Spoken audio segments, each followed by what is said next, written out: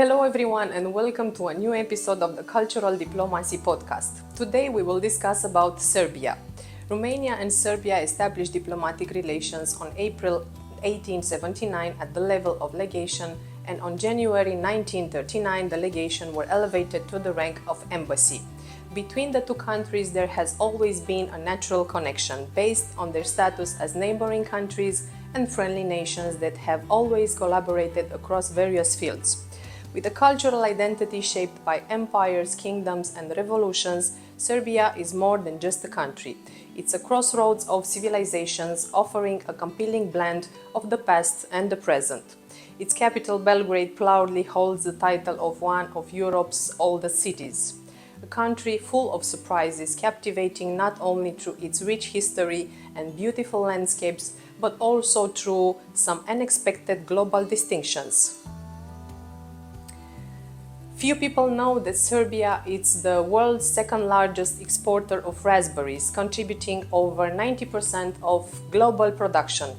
Grown in the fertile regions of the country, these delicate berries are a symbol of Serbian agriculture deeply rooted in tradition and rural life.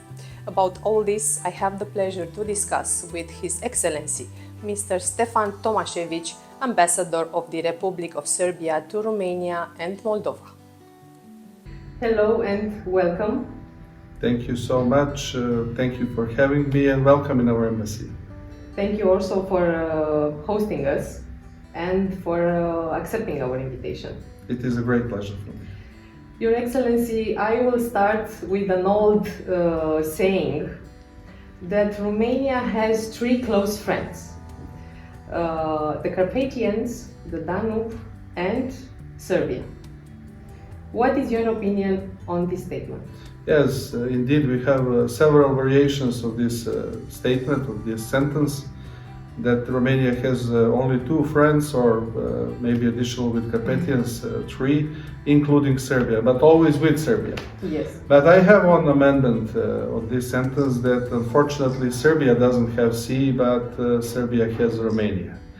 This sentence is something which is following us on our road all the time, and in many and various occasions we can hear this, and this is testified that relations between Serbia and Romania are older than all of us.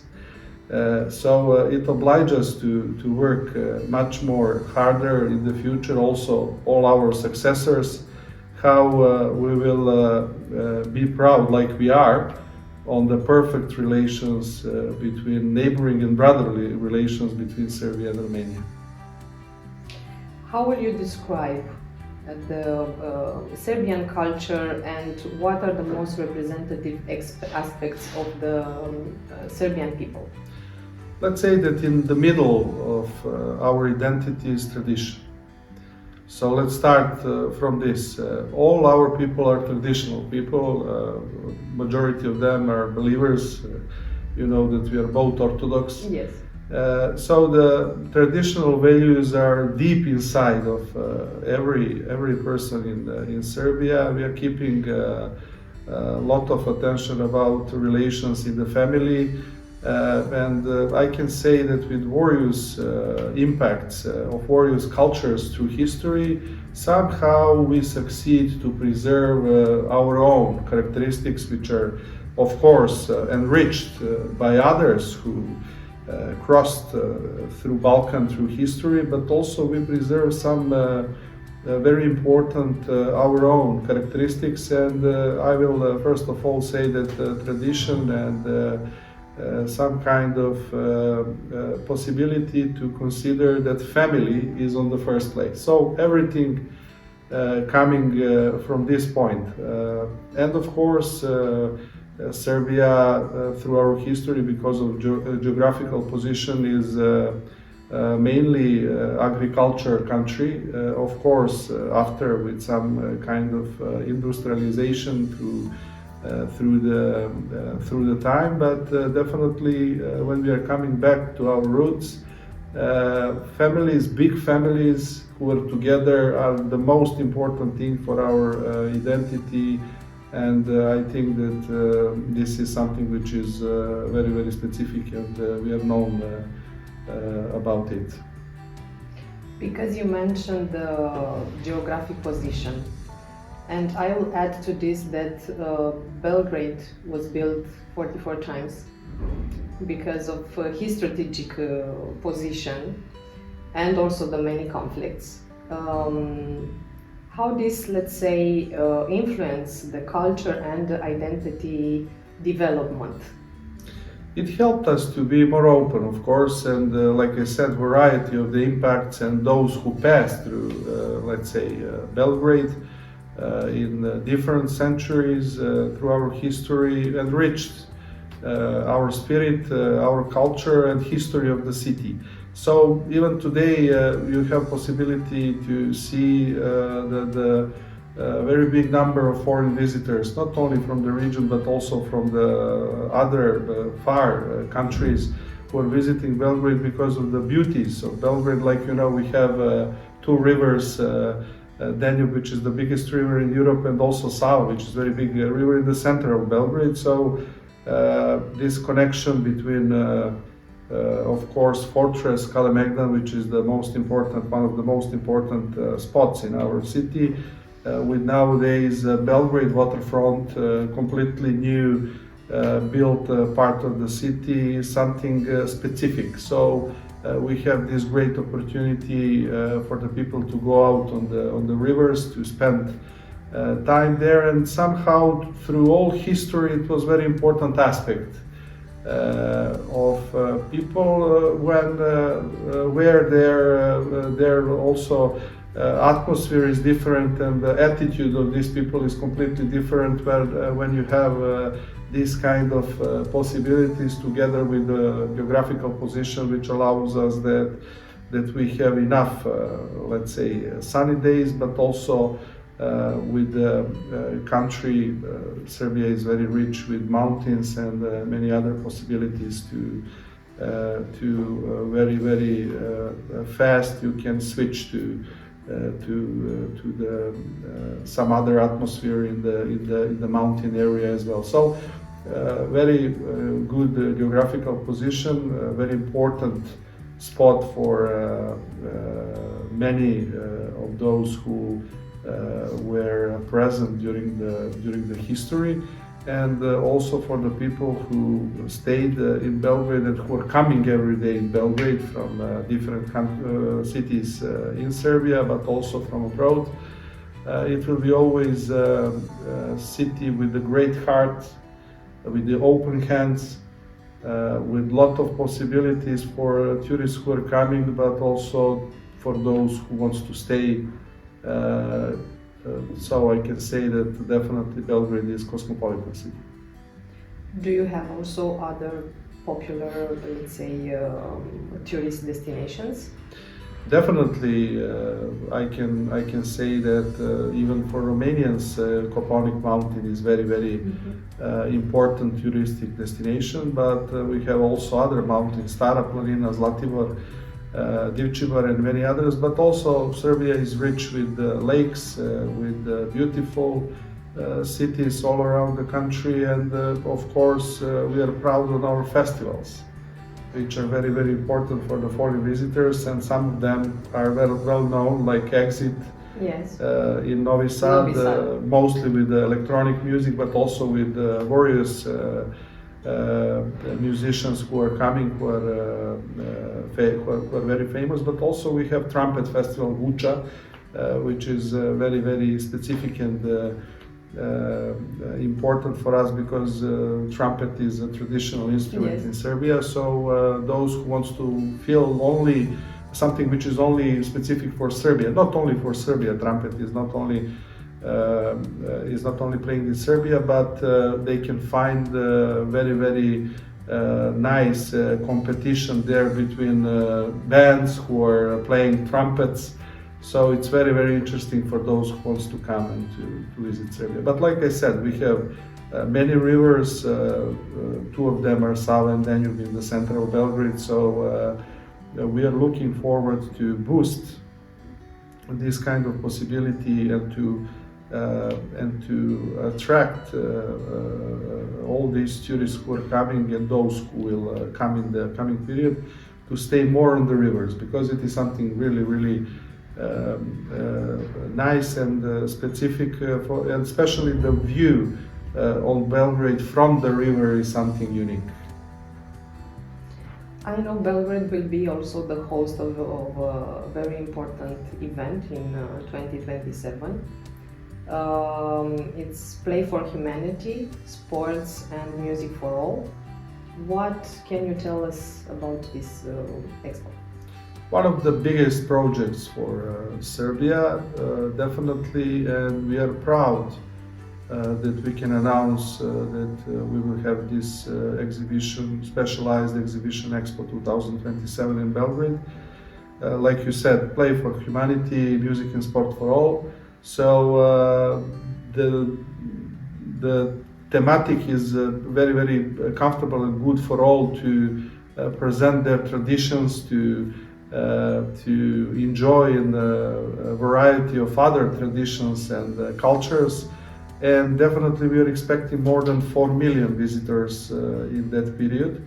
It will start in May and it will last until August, but of course we will have national representatives from different countries much before they will come to install everything which is necessary. So definitely more than 120. Definitely. So we are looking forward to see Romania as well, and definitely in that period of time, Belgrade will be in the center of focus in the region. So we are proud, and we are expecting our Romanian friends, of course, to be together with us. It will be a pleasure for us also to attend, and let's say it's a different experience. Your Excellency, tell us how was the transition from life in Serbia to adapting to various cultures in the countries you have worked? Actually, this is something which enriched your life. So definitely the diplomacy was the profession number one which I desired in my youth. Of course, I spent some time in the family law office, but definitely this period of time which I spent in diplomacy is something which giving me all necessary power and necessary will to work my job as better as I can. And of course that variety of the cultures and differences in the countries where you are living and working make you more rich, and giving to your family some advantages and some possibilities to consider things in different way, but also to come back in your headquarters with some additional quality of knowledge. And of course, on that way, on that road, you are able to give more for the relations between your country and the hosting country, where you are representing your country, but also it helps you to understand the process of living in that country, and to be much more ready for the further posts and let's say further tasks and challenges. So this is an integral part of our life. I'm joking sometimes when I say that we are like nomads. We are always changing the place, but definitely when you adapt yourself on this kind of living, it gives you additional quality and possibility to take and to have some additional spirits from the places where you served.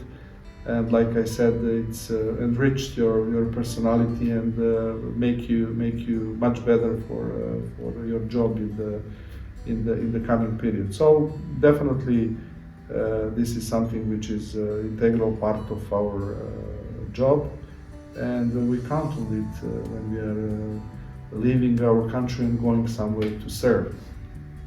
What inspired you to pursue a career in diplomacy? And maybe you can share with us some challenges that you... Yeah, thank you for this question. It's a very good question. So the first thing and the first goal of somebody who is taking, let's say, first steps on our road, and it should be, he should think about that he is the one who will protect and present his country and to work on interests of his country wherever he is working, but also enriching and empowering relations between your country and the country where you're serving. It's an equally important element. So let's say that everything we can do through our work, it stays like legacy. And the most important thing in our thinking should be that every other, let's say, successor who will come, we should desire and we should wish to him to be much better. This is the first rule. I think that when we accept this and think on that way, we are on the right way. So protecting interests of your country, empowering relations between your country and the country where you're serving are the most important aspects of our work. And I hope that we were successful on that road here in Romania as well. What advice you will give to a young person interested in pursuing a career in diplomacy, considering, of course, your experience? They should follow their attitude, and if they like, let's say, if they have this kind of feeling from their stomach that this is the profession they would like to be dedicated for and to work like a diplomat, definitely they should do it. Of course, they will face with a lot of challenges, but at the end, when you put the line, I think that you have much more positive things, of course. What is negative at all? Maybe because you are not in your country in one part of your lifetime and life period, but this is, like I said, part of our life and our profession. So they should be proud that they want to represent their country in other countries, to do something good for their country, and this is enough for the beginning. Then they will get all necessary experience, because our profession is very unique and specific, and I think that at the end of the day we are privileged because we have this kind of opportunity. What are the main areas of academic excellency in Serbia, and how do they contribute to promoting the country globally? We are proud of the people who did a lot in literature, different arts, music, of course, our athletes. So definitely, for example, there is one very important thing I want to mention right now. We had the only one Nobel Prize writer from Serbia, which is Ivo Andrić, who served like a diplomat in Romania. So we are proud of that fact, and of course that we have additional let's say, obligations to work much more hard, how we will be good enough to walk through this path which he left behind him. But definitely we have various actors who are worldwide famous. We have musicians who are also popular in Romania. For example, some of them maybe you know, like Goran Bregović and yes. Many others who are very often here, and they have their own concerts. But definitely we should say that the best diplomat we have in this moment is Novak Djokovic, of course. it's very hard to find another Serb who is more popular than Novak Djokovic. And except this wonderful part, which is important, it is his career. Definitely he's presenting his country in the best way. But like I said, many musicians, actors, famous writers, and this is very important for us because we really have opportunity to be proud on many things which is part of their legacy, let's say. Moving forward to the trade relations, how have economic and trade relations between Serbia and Romania evolved in recent years? And which areas have the greatest potential for growth? In this moment when we are considering the last year, 2024, I think that we are around 2.5 billions when we're speaking about exchange, which is pretty far from the potentials. Even the numbers are increasing year by year, which is of course good. I think that we are pretty far from the potentials. And I can say that I'm really dedicated to this topic. And since I came in Romania, I was working very hard with my team to present Serbian products on the Romanian market. We were pretty successful in this, but also I'm joking, but this is true. Maybe I'm the best ambassador of your wines because I'm always trying to promote your wonderful wines also, and to be present at Serbian Wine Fair, because our wine fair, it was a third edition last year. Now in this moment is the third biggest fair in Europe after Düsseldorf and one in Italy. So it's a perfect place for Romanian products, Romanian wines actually, but also this road is in both directions. So I'm always saying that it's very important to have Serbian products here, but also Romanian in Serbia. Except this exchange, I would like to say that we have huge space for the additional investments from both sides. We have so far, we have very good companies, middle one and also bigger, who are good in construction, in food production, in the wood production also, with very nice furniture and many other sectors who are important, and we are doing our best to promote this kind of cooperation through chambers of commerces, but also on a single way with every single company which is interested, of course, to work on both markets.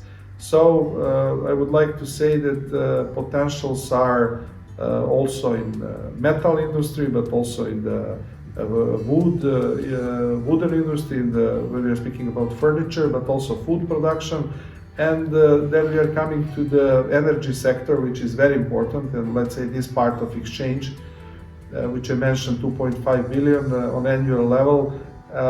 One very important part of this trade is related to the energy, exchange of energy, so electricity, but also we have a new memorandum on understanding for construction, a new gas pipeline between Serbia and Romania, Mokri Narad, which is very important for Serbia, important for diversification, but also for Romania with the additional contingent of gas from Neptune Deep to be able to, through Serbia, have possibility to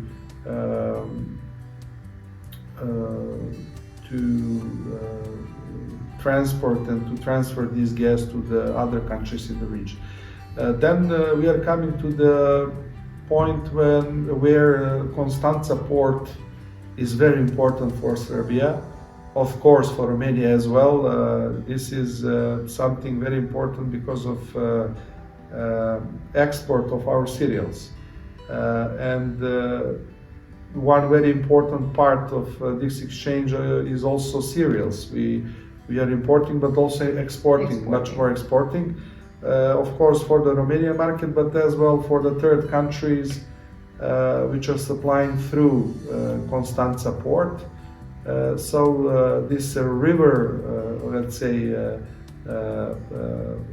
road and way is very important, and Danube playing a special role for our countries.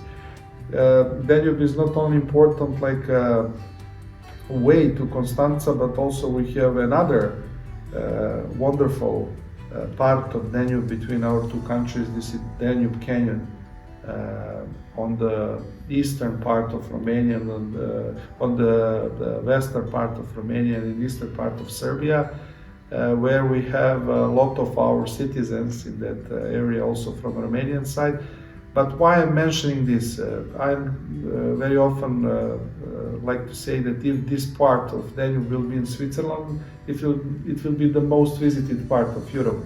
So we should do much more to attract tourists to come in this part of our region and to empower the local societies to work much more between them to develop their villages in this part of Serbia, which are wonderful. And if you will have possibility to travel in that part of Romania and Serbia, please stop and take a look, let's say, from the hill, how beautiful Danube looking from this point. So it is unbelievable, and we definitely have huge space to have much more boats on the rivers, and also facilities, and let's say much more power in hospitality sector to be able to accept all those people who wants to come and to see this very, very nice and beautiful part of our countries. How does cultural diplomacy contribute to facilitating economic relations between Serbia and other countries, including Romania?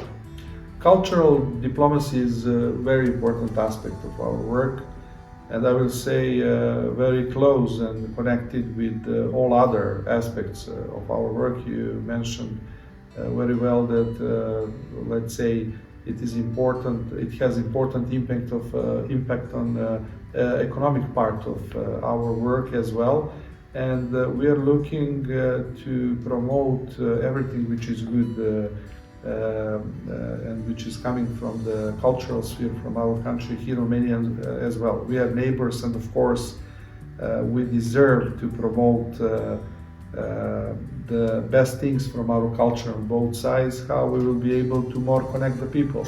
So we had several times during our mandate here in Bucharest festivals of Serbian film. Then I'm especially proud that because for the first time we had national ensemble, folklore national ensemble Kolo, and it was very, very nice concert. Then we are all the time working on the translation of the important Serbian books into Romanian language, together with our dear Serbian and Romanian friends here in Romania. And we organized a lot of exhibitions so far, but we have also very, very rich agenda for this year, with also festivals like I mentioned, but also with exhibitions which will be dedicated to the Serbian medieval monasteries, which could be very, very interesting topic for Romanian audience, I believe. And I'm looking forward to organize this exhibition in the first part of the year. For those who are interested, they can find more details on the website? We are trying to put almost everything and to answer almost everything on our website, so it is a pretty good way of informing, let's say. My last question is, what is your vision for the future of relations between Serbia and Romania, and how do you see bilateral cooperations evolving in the coming years? I will start and say that we deserve only the best. Our countries, our people, and our relations. Through our history, we had and we are especially proud of this fact, two queens with Romanian origin. We never had any kind of conflict in our history, which is the rare situation for the Balkan countries. We had so many important individuals who built up our societies on both sides.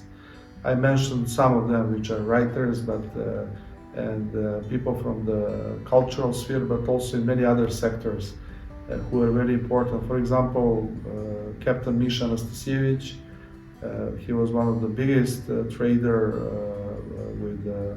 with the salt on Danube in that period of time, during the period of time of Dynasty of Obrenović in Serbia, but he passed away in Romania, and he wanted to stay here, where also Dynasty Branković was very, very connected with rulers in nowadays Romania.